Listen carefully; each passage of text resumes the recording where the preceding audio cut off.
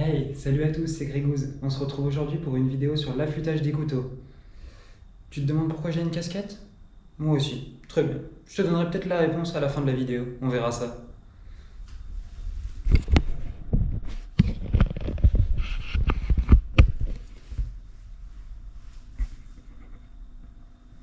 Donc voilà ma petite collection.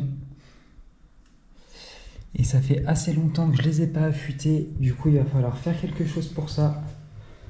Donc on a des modèles assez classiques et des modèles vraiment de forgerons japonais en modèle unique. Donc on a trois différents outils de torture. On va commencer par celui-là. On va avoir un grand classique juste là. Et pour finir, ces quelques pierres.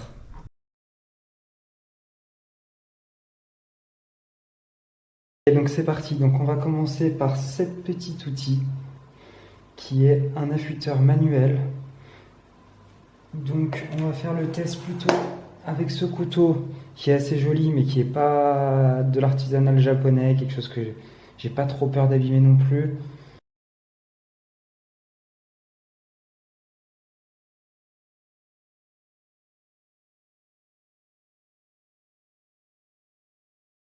Donc l'utilisation est très simple, il suffit de placer le couteau dedans et de tirer. On va faire ça à une petite dizaine de reprises.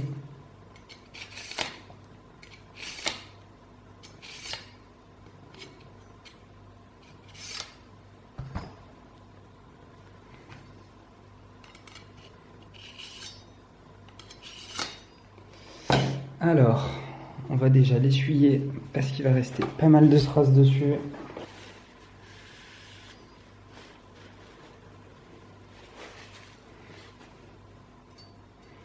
Ça a l'air un petit peu mieux, donc on va faire le test. Ah, ça coupe quand même. Ça coupe quand même pas mal, on peut rien dire.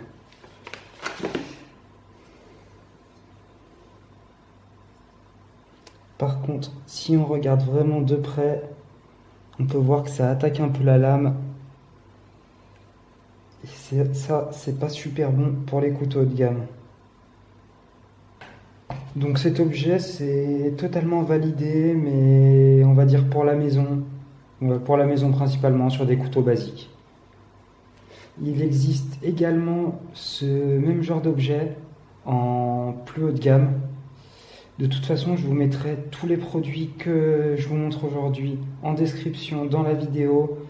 Ça vient tout du même site, il n'y a aucune sponsor, c'est juste que c'est un site pas mal où je commande beaucoup de choses. Donc vous pourrez retrouver tous les moyens d'affûtage. Les couteaux, on en parlera peut-être dans une prochaine vidéo. Là, on reste sur l'affûtage principalement.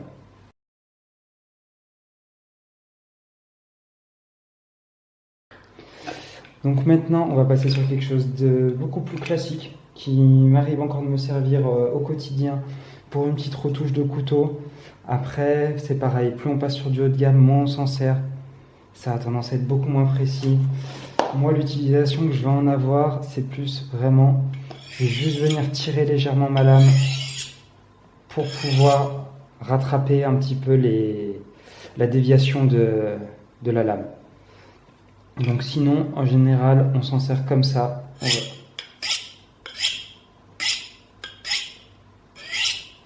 On va juste venir faire glisser la lame du couteau dessus. On n'est vraiment pas sur un affûtage de gros, mais plus sur un rattrapage à la minute quand on a besoin d'un couteau tout de suite.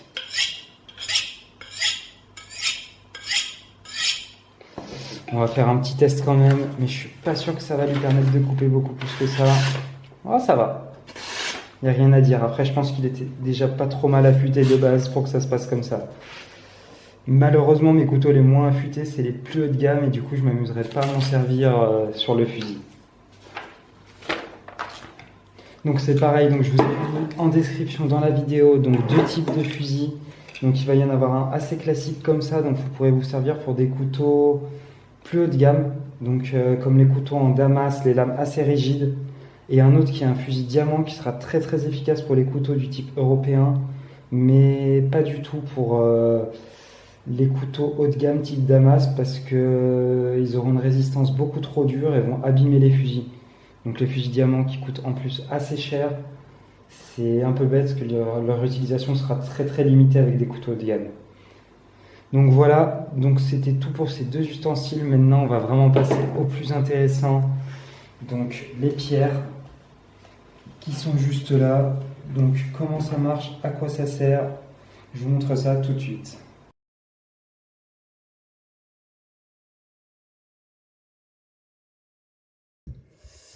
Donc on va lui remettre un coup en 800 qui est assez gros. Je ne me sers pas non plus au quotidien, mais vu qu'on a fait ce rattrapage, il y a besoin de repasser tout le couteau de A à Z sur tous les grains.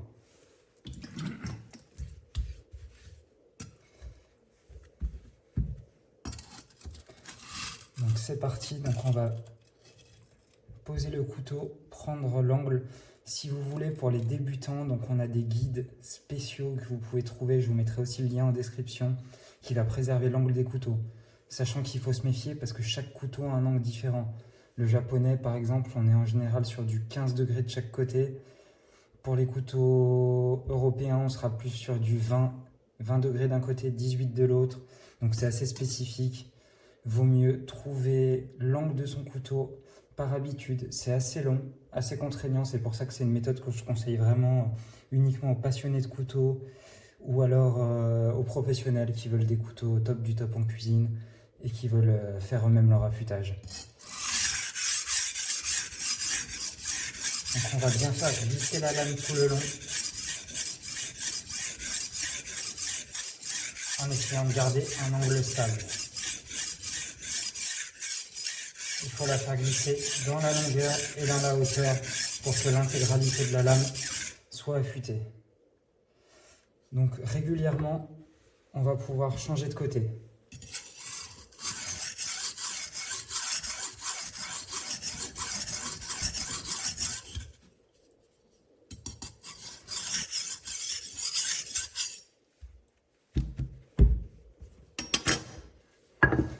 On va replier un petit peu ça qui nous gêne pour avoir un travail un peu plus qualitatif.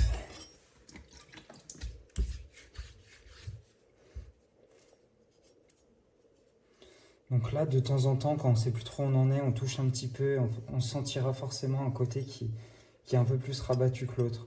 Là, on l'entend au bruit. Donc c'est ce côté qu'il faut continuer.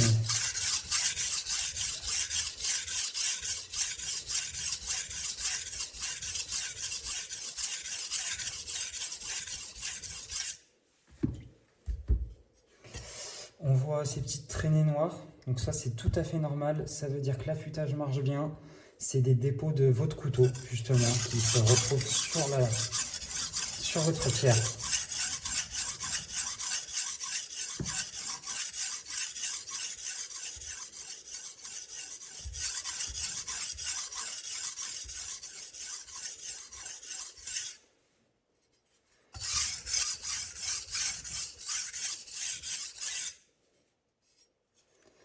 Là, on commence à être pas mal pour cette première pierre. Je vais remettre un ou deux coups pour essayer d'égaliser un peu. Et on va passer à la pierre suivante. Donc on va attaquer maintenant sur un grain en taille 1000. Donc vous voyez, plus on passe sur des grains fins, moins il y a d'excédent enlevé sur vos couteaux, plus le bruit et moins il y a de bruit justement.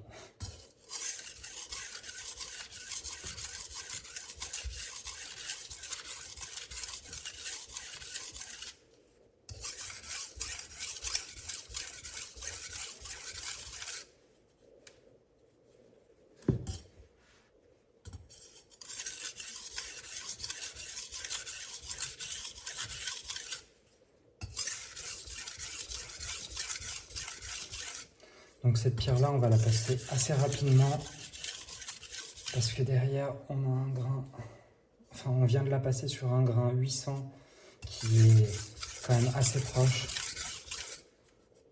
Et là, on a encore on finit d'enlever, on va dire, le plus gros du gros.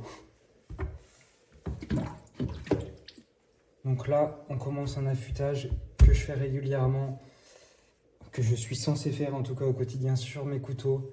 Donc là, on est sur une pierre en 3000. Donc là, on est quand même beaucoup plus fin.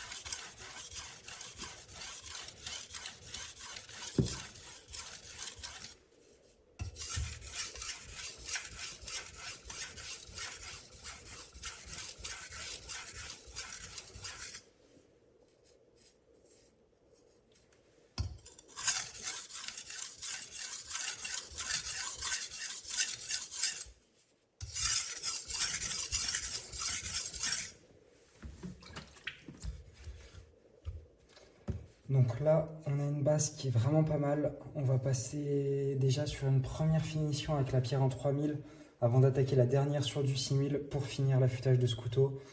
Donc pour ça, je vais faire une dizaine d'allers-retours de chaque côté de mon couteau, passer de l'autre côté et réduire au fur et à mesure jusqu'à arriver à un seul pour vraiment essayer d'avoir une lame le plus égale possible de chaque côté.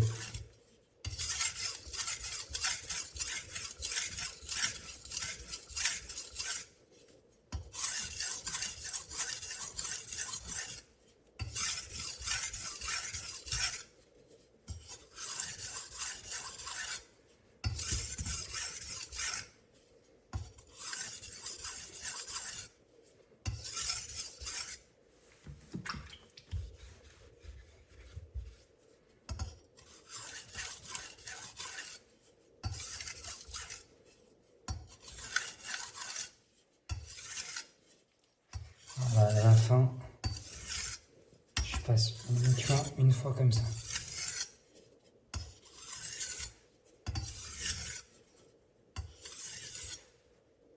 Donc là, on a un premier affûtage très correct. Voilà, donc on voit distinctement le fil qui se reforme. On a quelque chose d'assez propre.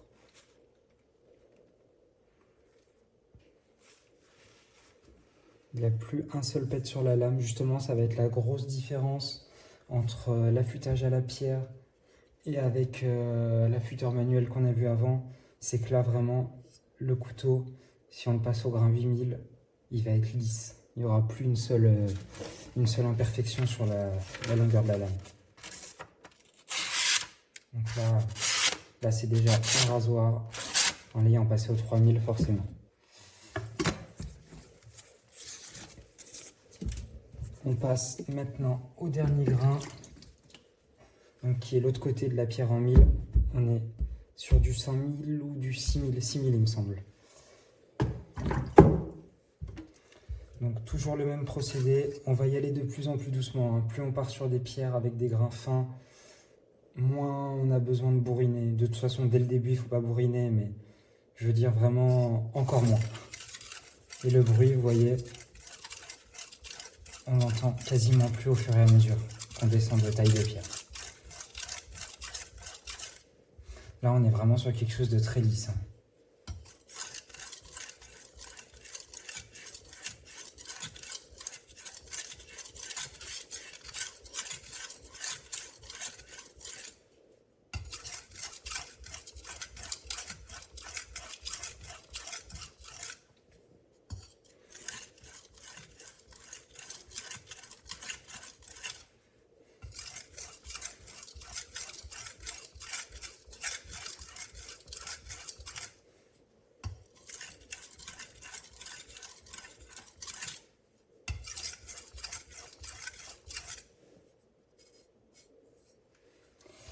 Donc ça y est, on va répéter la même opération que tout à l'heure. On va mettre 10 coups d'un côté, 10 coups de l'autre et descendre au fur et à mesure.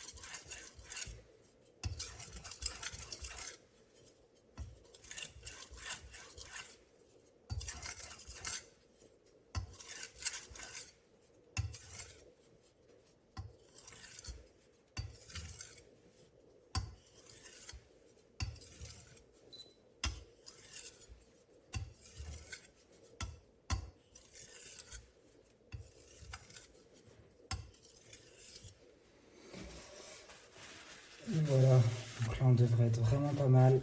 Dernière petite étape, donc normalement, quand on veut vraiment aller au fond des choses, on a un petit cuir qui va représenter un grain vraiment microscopique grâce à une crème granuleuse qu'on va appliquer dessus.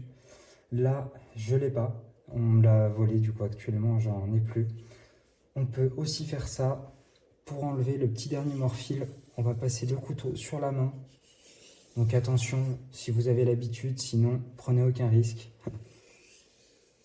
Juste comme ça, ça va finir d'enlever les derniers dépôts de la lame de chaque côté. Donc bien en tirant et surtout pas en poussant, parce que là vous allez vous couper.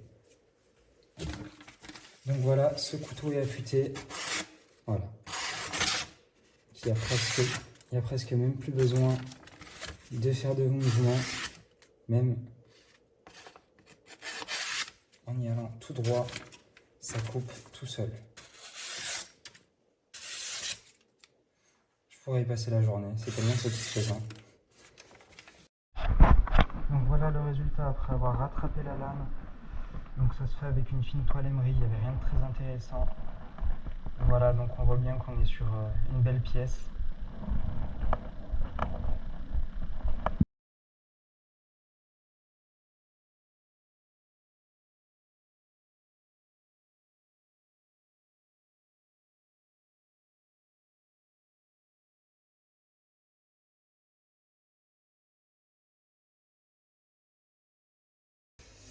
On va donc pouvoir passer à l'affûtage des couteaux. Donc on va commencer par celui-là où il y a un gros travail à faire. J'ai une pointe à rattraper qui s'est cassée malheureusement. Donc il a une sale tête parce que je ne l'ai pas entretenu, mais c'est un très très bon couteau. On est sur un acier japonais traditionnel fait main qui aura une bien meilleure mine une fois rattrapé. Vous allez voir ça. Donc là on va commencer par du très gros. Là on va être sur une pierre en 240 pour vraiment rattraper cette petite imperfection au bout. Donc ça risque d'être assez long, hein. Je vais beaucoup accélérer ce passage. Donc c'est parti.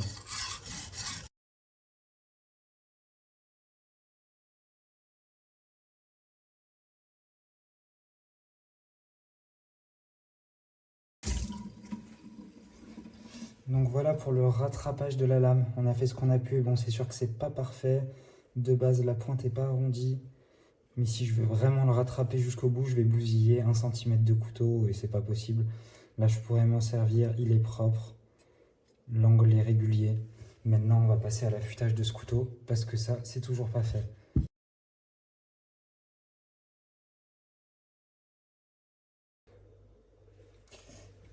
Donc moi, je fais ça pour débuter parce que je vais avoir besoin de redresser mes pierres.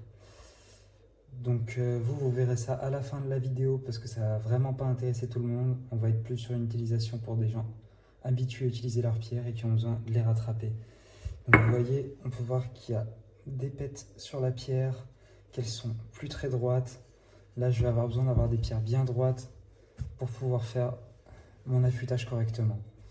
Donc on va utiliser cette pierre qui sert à rattraper les défauts. Donc on est sur un grain beaucoup plus gros qui va poncer les pierres plus fines simplement. Donc il suffit de placer les pierres l'une sur l'autre et on va simplement frotter pour enlever de la matière.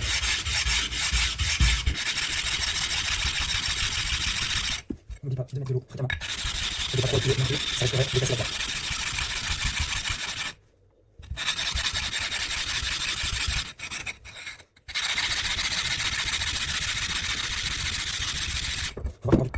Faut voir qu'il y a encore du travail parce que toute la pierre est attaquée, mais là, il reste des morceaux qui ne sont pas touchés. Donc ça veut dire qu'il y a encore un creux.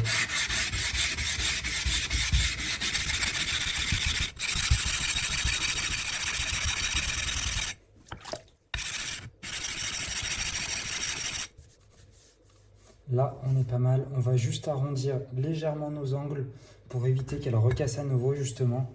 J'irai pas jusqu'au fond de ce creux parce que sinon je vais trop perdre de pierre.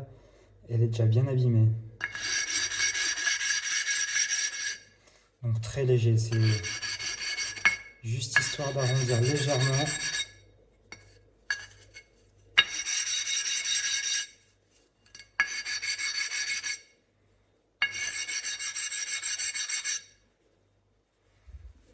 On va faire pareil de l'autre côté, les moins attaqués, ça va aller beaucoup plus vite.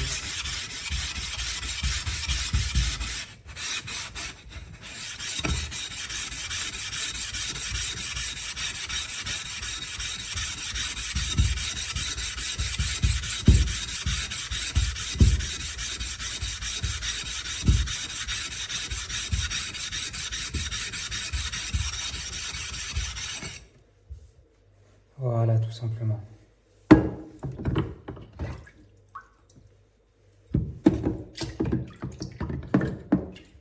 Je vais faire pareil sur le grain 3000 qui est bien abîmé aussi. Donc ça, c'est des pierres qui sont dans cet état-là parce que ça fait quand même 5 ans à peu près que je m'en sers.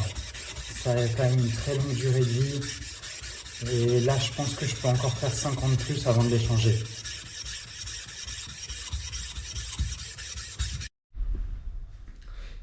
Bon, je vais quand même vous montrer pourquoi j'avais mis une casquette aujourd'hui, hein. Bon, petite dédicace quand même au monteur qui va bien se faire chier pour cette petite blague. Et une petite image juste là.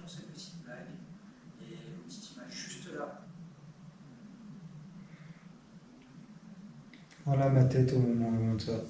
Ça fait 3 heures que je suis en train de monter cette putain de vidéo. J'avais complètement oublié ce passage. Et ça me fait vraiment plus rire du tout. Je pense que vous l'avez deviné, c'est pas mon boulot monteur. J'en ai réellement pour 1 heure pour faire cette merde. Et en plus, on place ça en fin de vidéo, là où il n'y aura plus personne. Merci. De sa tête, à ce moment-là. Donc le son de ma dernière prise a complètement bugué. Donc merci d'avoir regardé cette vidéo. Donc c'était une vidéo un peu exceptionnelle où je proposais l'affûtage, c'est quand même une belle partie du métier de la cuisine pour les passionnés de couteaux qui peut très bien aller avec. Pour la prochaine vidéo, on repartira sur de la cuisine beaucoup plus classique. Et si vous aimez bien cette partie couteau, n'hésitez pas à le dire dans les commentaires. À tout moment, on peut refaire une vidéo où je parle des couteaux, avec potentiellement quelques conseils pour l'achat de couteaux, tout ça. Donc dites-moi ce qui vous plaît. En tout cas, merci à tous et à la semaine prochaine pour une nouvelle vidéo.